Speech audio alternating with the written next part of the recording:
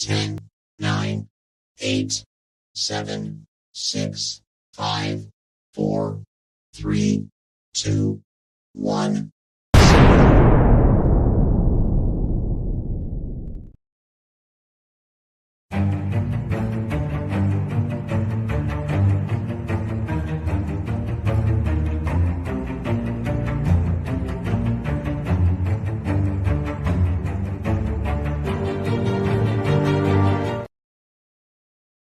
And we are live. Good evening, Carolyn. How are you?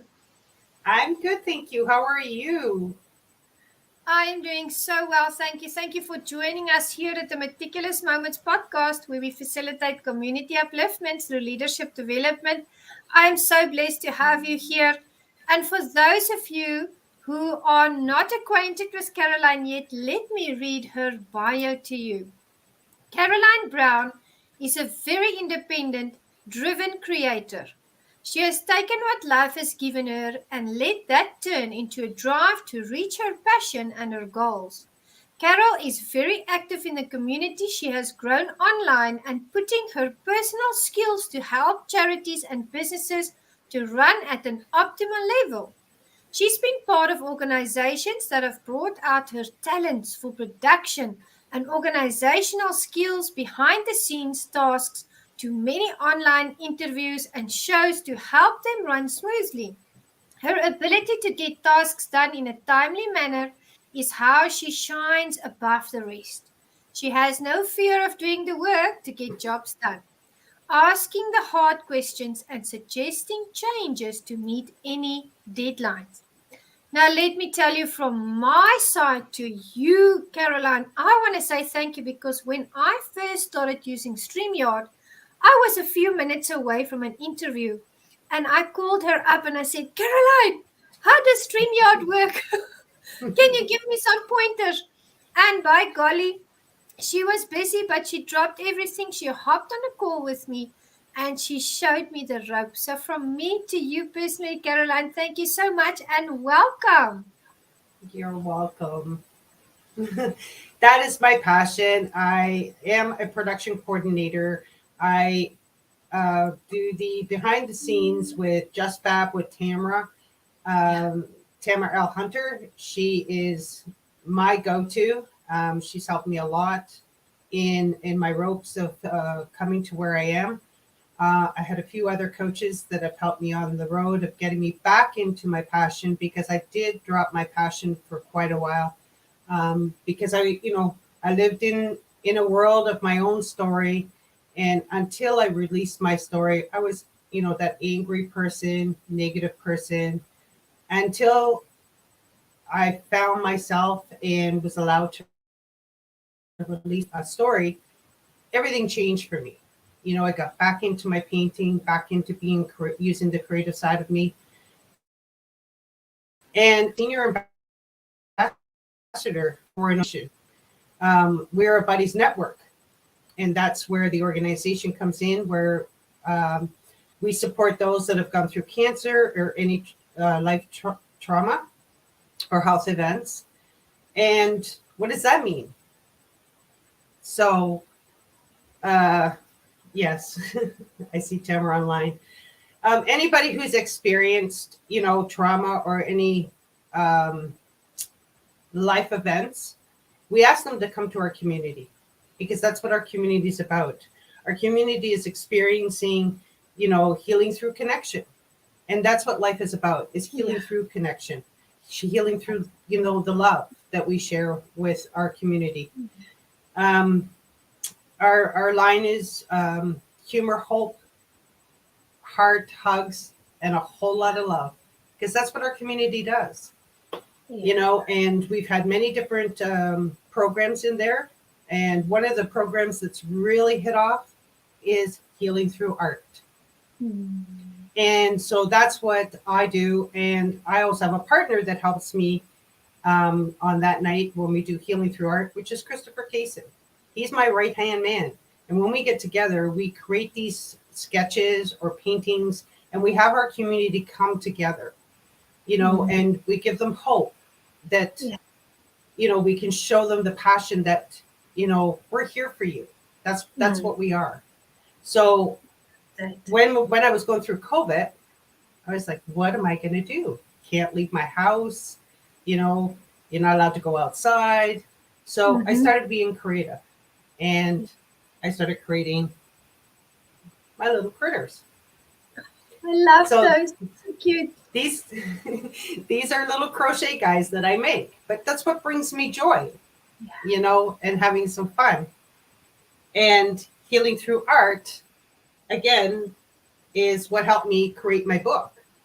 So I sketch this on a paper, and then I draw it onto a canvas, and then I paint it. Beautiful, beautiful. Well, you are such a wizard at anything you put your hand to. And first of all, we just want to welcome the beautiful Tamara L. Hunter here with us. She is also so amazing. She was also on Meticulous. I had such a wonderful time with her. And I remember when I was on the show with Tamara, Let's Talk Fabulous with Tamara. You were there, Caroline, behind the scenes, doing everything that needed to be done. And when I had the interview in the virtual coffee with her, she was telling me how phenomenal you are. And I want to stretch that through to everything that you do, because you and I had a virtual coffee and you showed me around the room and you showed me around your yard and your home and the things that you really bring to life, these pieces of art. They are done with so much love and so much encouragement, and you just want to bring hope to the world and upliftment. Tell us more, because I know you have a whole array of artwork that you do. There's a lot in there. These little buddies that you showed us, these little creations that are so cute. I mean, I love that, but also books and drawings. Tell us more. So I had an interview with somebody, and I didn't really have a passion to write a book. Yeah. But again, like I said, I had a lot of trauma growing up. I was, it wasn't a happy home that I came from. And I needed a way to release that anger that was in me. So I had a spiritual call with one of the ladies that I met through through the organization. Her name is Kim O'Neill. And she did a spiritual call with me and asked me, to close my eyes and just go on the journey with her. And she would ask me all these questions. All of a sudden, I'd be frozen in my chair, and I couldn't get out of my chair, and I couldn't figure out why. And then for 25 days, I wrote poems. And this is the book I created. And it's called The Freedom of Dreams, the Poems that Freed a Broken Spirit. So each poem in here is my life written in words to release that pain that I was carrying for so many years. And one of them it's actually a story about my father. And one of the poems is I wrote to him because it's basically the tragedy that I went through with him. And if you allow me, I can read it. I would love that. And it says, a tangled version in my brain. Hello, old voices. I have come to talk to you again. Memory softly creeping in, leaving the weeds while I am sleeping. The tangled version in my brain. It's still a memory within my head. My restless dreams, I talk alone. Near the darkness in the room. A flash of red light catches my eye. The tangled version of my brain. Touched by the sounds of the voices, there were words that are teaching me. Off the walls of silent voices echo. My arms are wrapped around me in security, the tangled version in my brain. So basically that poem was the abuse that I took from my dad, which my head was being pounded off the wall. So there's where the tangled version of my brain comes, and the weeds that are all tangled up because I was so in my head and couldn't release anything from my head. And there's other, poems in here for my kids, one for my husband, and just, there's one that it's one of my favorites, and it's Dreams in a Box. We And I have have a to little, hear. so I have a little box that I keep, Yeah. and all my dreams and everything were in this box. So it says, Dreams in a box. When I close my eyes, I remember every dream in that box. I live in that box of dreams now with the doors opening. I didn't like my dreams where they were locked up in the box. I just didn't believe they would ever come true. I have moved into my dreams, and maybe I was always there and didn't know. It was my eyes were closed. Where are my dreams now? They are still wrapped up in that box. I am unwrapping one dream at a time from the box and allowing each dream to surface and come to life. If you believe in yourself, your dreams will come true. That's beautiful. You are And quite the that poet. and that's basically what has been happening over the last 4 or 5 years. Again, how I met the community. I actually wasn't even a part of the community. I actually met somebody outside of the community, which I Oh, didn't know was connected to the community. And I used to love it because we used to get up every morning and we'd have coffee together. We didn't see each other, but we talked through fingers. yeah, yeah, And we would send happy emojis back and forth every morning. And yeah, before I became the senior ambassador of the group, I was just an ambassador. I was just a yeah, volunteer. yeah, And every morning I would get up and we would have this laughter, because laughter is healing, right? And that's what this part of this group is showing laughter, showing that through the healing of everybody. And one morning I got up and I went to the computer and I said, "Good morning," to my buddy.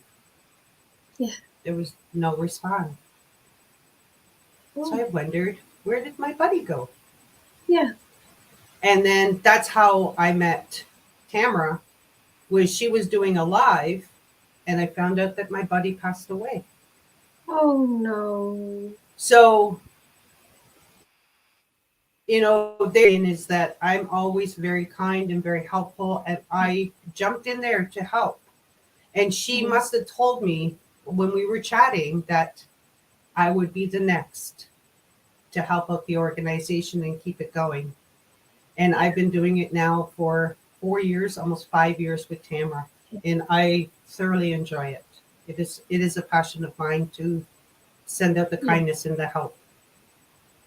That's beautiful. That's amazing. And, just celebrating your body's life as well by carrying on that legacy and bringing all this love to the world. That is something special. I also lost my mom in 2020. She passed away from stage 4 brain cancer, but I only realized it 3 weeks before she was supposed to pass away, before they said she would go. And she ended up living 3 months. And I know that feeling when you send that WhatsApp and there's no answer. And what Hmm. I like to do is I go back to our old chats just to hear her voice every now and again, because she used to send me voice notes as well. So when I really miss her, then I play one of those old voice notes, just to hear her voice again. And it's hard. It's Hmm. hard. And the work that you do is phenomenal. The work that you do is making such a big difference, you and Tamara and the team, with all the buddies. It's really making an impact in the world. And I'm very saddened to hear that you had a difficult childhood. I'm very saddened to hear that you had to go through that entanglement within yourself, that you were in your headspace. That's all normal. It happens that way, but I'm celebrating the fact that you had the courage and the commitment to put that on paper so that that can speak to other people out there who's going through the same things. Would you share with the audience what was it like to grow up in that abusive home? What was your day like? What were the things that you physically or emotionally went through? Because there's someone in the audience that's listening that's looking for guidance. I believe they can draw some knowledge from your experience. Well, my experience growing up was I was an only girl of three. I have two brothers, and I was sexually abused by my father, and I was beaten by my father. And if you read my story in this book here, Behind the Closed Doors, I Survived Domestic Violence, So Can You. And my chapter is chapter number 3, and it's called My Life Treading Water Until I Learned to Swim. Wow. So basically, it was living in a world of trauma, living in a world that I thought I was daddy's little girl, but it didn't end up that way. My dad was also an alcoholic, and he was very tough on us, and the words, and I'm sure everybody's heard this, is be seen and not heard. So we weren't allowed to speak. We had to keep quiet. We had to say please and thank you when people offered us things. If we didn't, he would, give us a hit in the head. But it was rough. I went through child abuse for 7 years. I ended up in the Children's Day Society for 4 years. And people don't understand is that I took my trauma and I created what I chose in life. And I blame my dad for it. But I understand now that the choices I made weren't because of my dad. It was because I made those choices, because I was hurt, I was broken, and I had nowhere to go. I didn't have the support to get through what I was going through until 2014, when I joined a community of getting support, and I spent a weekend in an organization to let go of this suitcase, is what we call it, or the trunk that we carry with us, and we carry it through our lives. And until we get rid of that negative energy and all that baggage, we can never move forward. And it took me a long time. It took me till I was about 53 to finally let go of that baggage, and also say goodbye to my father, who was diagnosed with lung cancer in 2017. Now, I mean, people look at me, well, your dad did this to you, dad did this to you. But guess what? He is still my dad. So I sat beside his bed and I said to him, I forgive you, but I will never forget. And I think it's time for you to go now and be with your sister and your nephew. And that following morning, he had passed on. So that gave me the peace, and that's why I have on my arm here. Oh, I don't know if you can see it. Yeah. But anyways, I have a swallow bird, Yeah. and that was the day my dad died, and I had the word peace under it, because now I'm at peace and or hurt anybody else now. And I Yes. also have another tattoo that says, stay strong and never give up. Beautiful. Because I Yeah. always tell myself I will never give up on Yes. life. I did try to commit suicide at 43 in front of my daughter. And it was a hard situation, but I got through it because I had the love and support around me that I needed to get me through it. And then the other one over here is always on my arm here. I don't know if you can see. Yeah. It says, just breathe. Important. So they're important words to me. And that's what gets me through my days, is just breathe and get through what I needed to do. The other legacy that I've left, and I know I showed you, and that's where I started by painting my characters. I love it.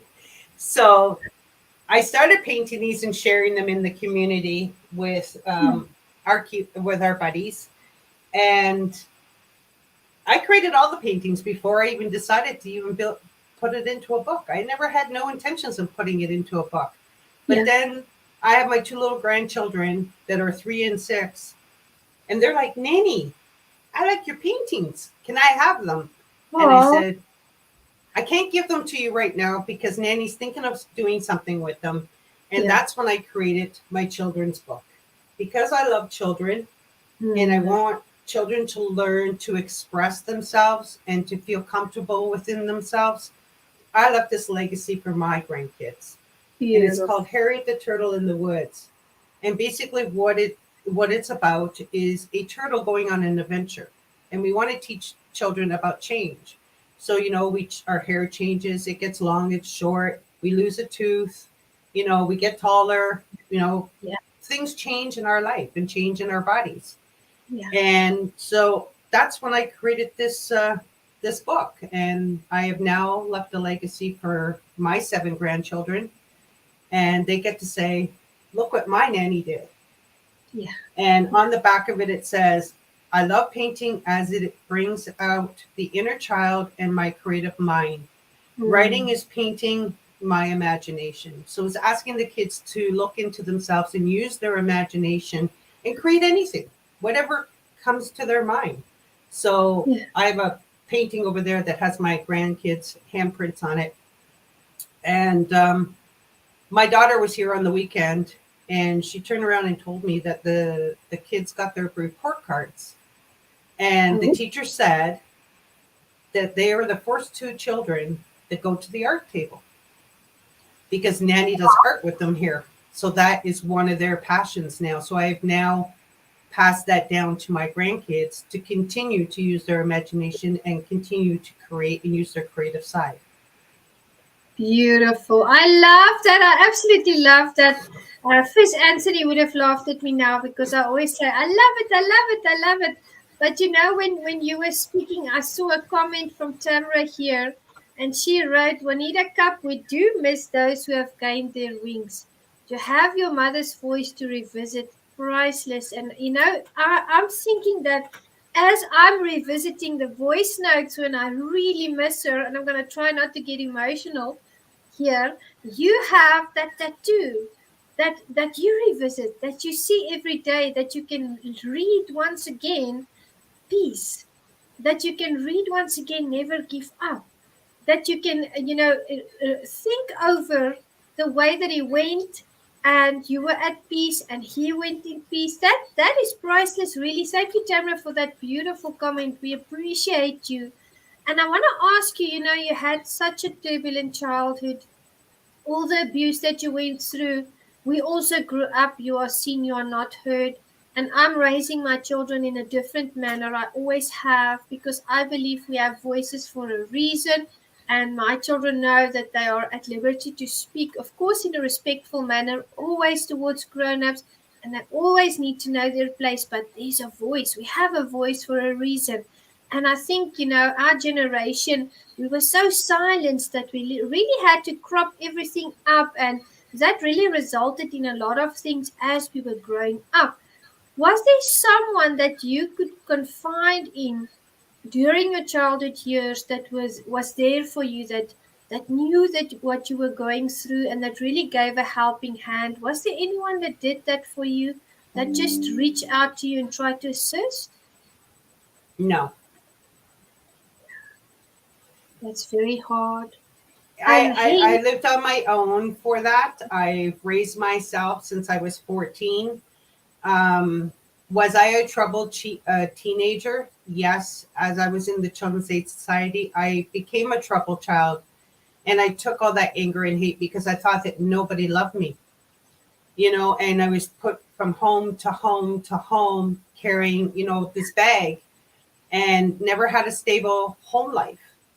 And as I got to my adult years, and we're going to talk like 18, 19, I ended up being on my own. I had to find my own place. I had to find my own way. I didn't have anybody that could guide me to, happiness and, have a place to live. I had to find out this all into a 10-year relationship. And that's what's in Behind the Closed Doors, is part of my dad's story and part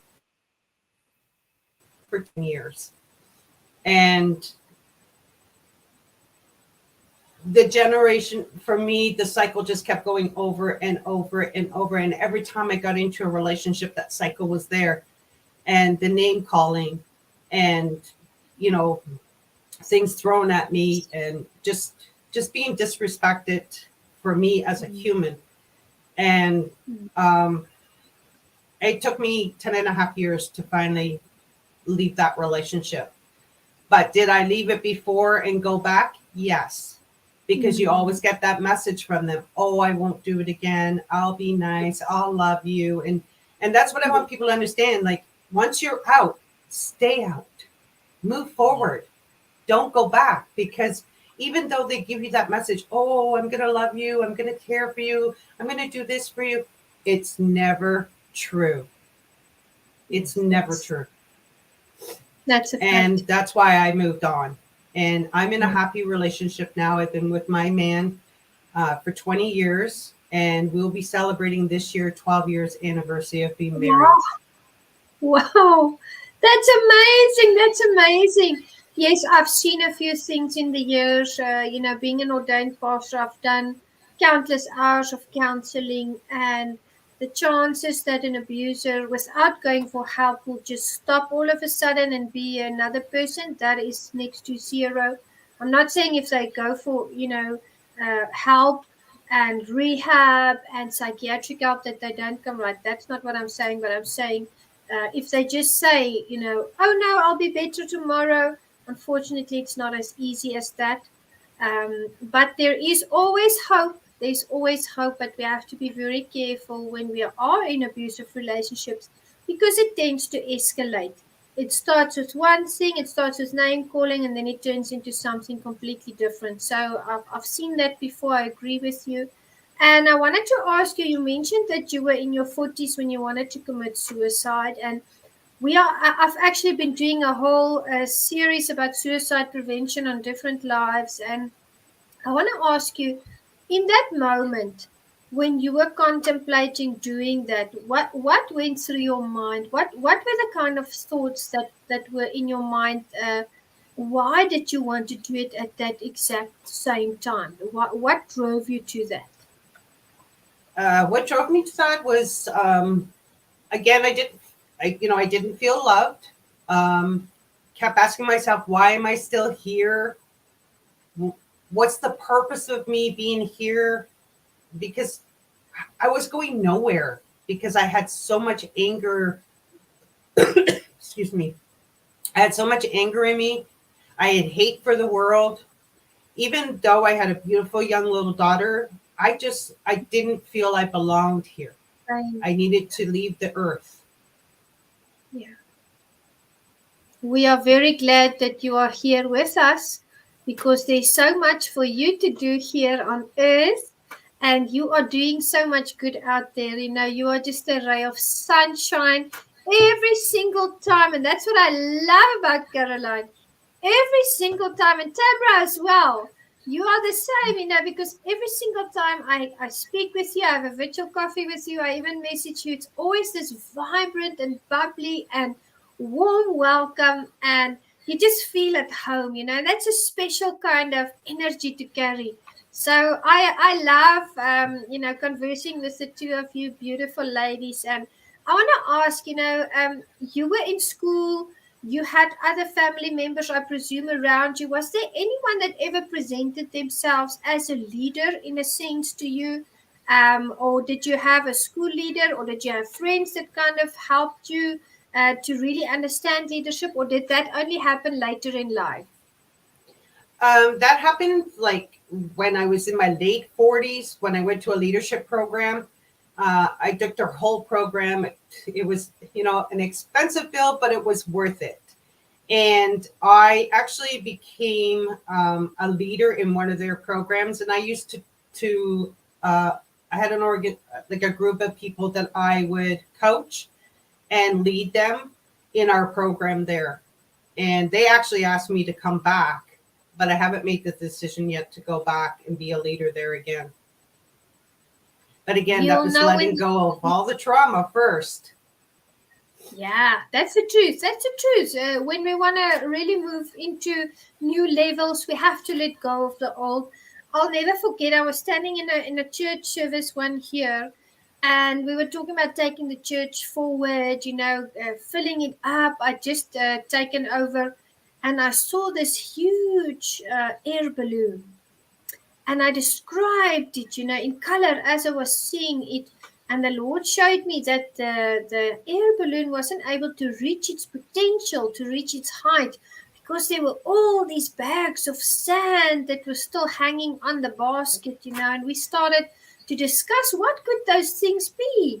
Maybe be a little bit stuck in tradition, or be a little bit stuck in religion, or maybe stuck to our old ways of doing things. And we really dissected it that morning, and as we started to let go of the old world views and the old preconceptions that didn't serve us any longer, without doing anything, just making a few tweaks and bringing about a few small changes, the congregation just grew and it blossomed, and that air balloon was able to reach its potential. So I see that in your situation as well. You had to let go of that trauma, because if we are still stuck in it, that's all that we see. If we are still thinking about it, that's all that we can focus on. And we know where our focus goes, our energy flows. And that's why I experience you to have a light energy. And I see some beautiful comments here from Tamra. She said, yes, we are so glad you are with us, here with us, Caroline. Congratulations. And you are sharing so much wisdom. Now, I want to ask, what do you do on weekends with your family? What do you like to do in your spare time besides writing and creating beautiful pieces of art? Well, when my grandkids are here, we do create art. That's what we do. We come in my office and I put paper down. I give them a canvas and I just tell them, okay, there's the paints. Pick your colors and create what you want. I love spending quality time with my grandkids. I love children. And that's what I want to see, because I didn't have that when I was a child, where I could sit down with my parents and I don't know my grandparents, and sit down and just have that free time and that flow with them and let them just create whatever they want. And they're happy, they're laughing, they're giggling. And that's what I want to hear, the joy coming from them. If they're not here, then I spend the quality time with my husband. We're usually out. We go walking with the dog, because Leo loves his runs and, walking. So we have that quality time on the weekends there. I also work on Sundays with Tamara on the Let's Talk Fab show with Tamara. So that's my Sundays. And that is a dedicated day that I take and I spend with her and run the show for her. And that's basically it. I don't really go out too much. I mean, it's been some quality time with friends once in a while, but most of the time I'm home with my family because I enjoy being with them. That's wonderful. That's the most important thing to do. Life passes by so quickly. And I realized the other day, I was talking to my son, and as I turned my head to speak to him, I realized he's almost as tall as I am. And I thought, my goodness, the years have passed so quickly, We have to enjoy every moment. I'm sure he's going to be much taller than me. But just to think, that little curly haired boy, if he's standing next to me now, is almost eye level. So spending time with family is important. It's what keeps us going. It's what really brings us joy. When everything is in order at home, that kind of spreads out and suffers through to the other areas of our lives. So I love that you're sharing that. I don't know if Leo is with you. If your doggy is with you at the moment, I would love for the audience to see him. He's such a darling. I don't know if he'll come. Hold on. He's so Leo. Cute. You guys have to see him. I mean, I love animals. Leo, come to Auntie Juanita. Come here, baby. He was sleeping. They're in for the audience. Come here. Look at this. Look at.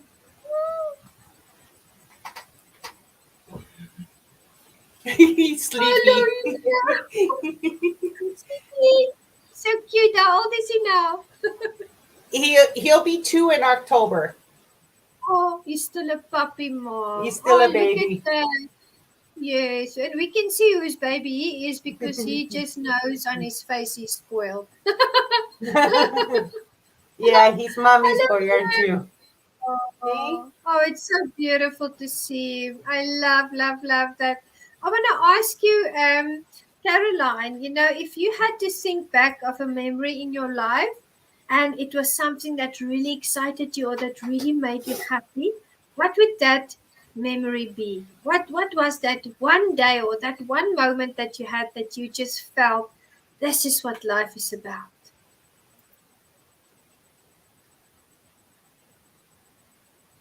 I would have to say the joy of my grandkids being born. That's what brought me happiness and brought me joy is to see my kids bring in kids, their children into the world. Because I get to now be that person where I can share my happiness and my joy with them that I didn't get when I was a child. Hmm, I love that. I absolutely love that you're making me emotional now. You have such a pure heart, and it's just such a blessing to know you. And I love Tamara. She said Leo is so handsome. She said in the comments, Leo is so handsome. So please tell him Auntie Tamara says he's handsome. Yeah, I'm an animal lover. One of the things I love volunteering. I volunteer for the animal shelter. All my pets are rescues. I will rescue them because I want them to have a loving and joyful home, and have that unconditional love between the animals. I just lost my cat last week. Yeah. We had to put him to sleep because something happened to him, and it really broke my husband's heart and mine. I mean, more so him because it was his cat, but Yeah. the love we give them and the love that they give us is what gives us the freedom to just enjoy that time with these guys. Leo was a birthday gift actually I bought for myself when we were going through COVID, because I was fighting a little bit of anxiety and depression, and I just needed something to get me motivated, to get me out, even if it's just walking down the street or going to the park and being in nature. He's the one that got me to get motivated again. And we, in the summertime, just love it. I mean, it's a little cold here, so we don't stay out too long. But in the summertime, we're out at the cottage, we're at the beach, we're out in nature all the time for hours at a time throughout the day. Beautiful. I love that. Absolutely love that. And it's so wonderful to sit here with you in this space. I'm in South Africa, you are in the States, and we No, have I'm in Canada. you're in Canada. I mean, and we have this time together with Tamara, and Patrick Red is joining us as well. And I want to ask you, we are all about community upliftment here at Meticulous Moments. That's why I started Meticulous Moments, to bring community upliftment through leadership development. And I want to ask you, how can we, as the Meticulous Moments audience, how can we support you? How can we uplift you? What programs do you have running, or do you have books that we can support you with? Anything in the pipeline? Please let us know, because we want to support you in any way we can. Well, like I said, we have a community that's a community group on Facebook, and we ask people if they would like to come and join us. We have an art program that's going to be starting up on March 24th in the evenings in the community. If you're looking for support, or you're looking, for any type of healing, remember, it's any type of trauma, cancer, anything like that, you're more than welcome to come to our Facebook group. It's cb4l.org. Chemo Buddies for Life community. You can join us.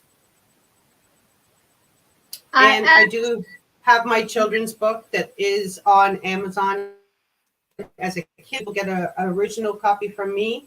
I can mail them out. So they can contact me through Messenger if they have any questions.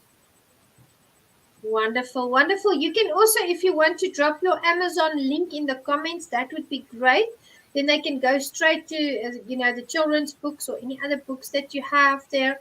And I want to thank you from the community, from the Meticulous Moments community, for bringing your wisdom here, for sharing your heart, yourself, your story. I see someone that has been challenged through a lot of things in her life, but she lasted. I see someone who had to do a lot of things alone, and now she lives for community. And I see someone who was broken, who's renewed and restored and walking in faith and with love and with hope. And that is heartwarming to see. So I just want to commend you on that, for taking those struggles and turning them into victories. And I want to ask you, do you have any final words of wisdom for the audience before we end the session? I just want to leave this last poem that I wrote at the end of my poem book, and it's called The World We Live In. We live in a crazy world with little love, justice, and peace, where the color of our skin dictates the way we love. Race shouldn't matter. We are all created equal because we all bleed red. We are all human beings. Race shouldn't matter. We live in a world of judgment, hurt, destroying one another. Instead, we should be lifting up and loving our families, friends, and communities. Race shouldn't matter. The people in our world are truly kind and loving. Open your eyes and see the truth around you. The world we live in is love, not hate. Race shouldn't matter. Love, not hate. So I just ask everybody to find it in their hearts to love your community, love your family, love your friends, and share. That's wow. That's a powerful, powerful poem to end on. Thank you, Caroline. Thank you to everyone who joined us. Tamara, we love you. I'm sending you hugs. And Patrick Ruth, thank you for being on as well. And Caroline, of course, sending you hearts as well there in Canada. Hopefully seeing you in May. I'm planning to be there, and I'll give you a ring. Maybe we can catch up. But thank you so much for sharing everything that you shared this evening. We deeply appreciate you. You are a star, and you help other people to shine as well. So we love you, and the Meticulous Moments community, we're going to network with you. We're going to follow you on social media, and we're going to cheer you on, sister, as you are on this leadership journey, paving the way for other youngsters to feel and experience the love that you really give out to the world. So thank you, everyone. We'll see you in the next. Thank you for having me. Thank you. Bye. Bye. Hi, my name is Jose Escobar, and I'm the founder and CEO of the Connected Leaders Academy. We're the #1 fastest growing community and tribe of some of the highest level entrepreneurs all around the country and around the world. We're in 36 states across the U.S., in 11 international countries, and over 240 plus members, growing every single day. And I'm honored, excited, and I'm glad to say that I'm proud to be the official sponsor of the Meticulous Moments podcast with Juanita Kapp. Thank you so much for the opportunity. I'm excited for this journey.